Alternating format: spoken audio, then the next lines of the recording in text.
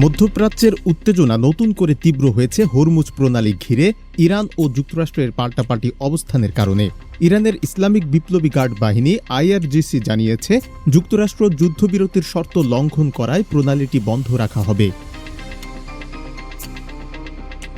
আইআরজিসির দাবি, আংশিকভাবে কিছু জাহাজ চলাচল করলেও এখনও ইরানের নৌযান ও বন্দরগুলোর ওপর থেকে মার্কিন অবরোধ প্রত্যাহার করা হয়নি। এ অবস্থায় প্রণালীটির দিকে অগ্রসর হওয়া যে কোনো জাহাজকে শত্রুপক্ষের সহযোগী হিসেবে বিবেচনা করা হতে পারে বলে সতর্ক করা হয়েছে।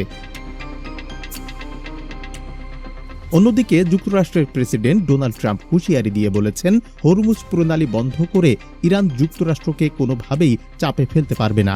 তিনি আরও জানান, ইরানের সঙ্গে সব ধরনের সমঝোতা সম্পন্ন না হওয়া পর্যন্ত নৌ অবরোধ বহাল থাকবে।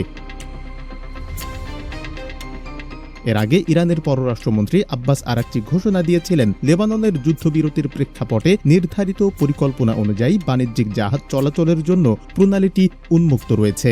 তবে এই সময়ে ইরানের উপপররাষ্ট্রমন্ত্রী সাইদ খাতিবজাদেহ স্পষ্ট করে বলেন, একটি অভিন্ন কাঠামোয় ঐক্যমত না হলে যুক্তরাষ্ট্রের সঙ্গে নতুন করে কোনো আলোচনা শুরু হবে না। এদিকে ইরানের সর্বোচ্চ জাতীয় নিরাপত্তা পরিষদ জানিয়েছে, তারা যুক্তরাষ্ট্রের প্রস্তাবগুলো পর্যালোচনা করছে।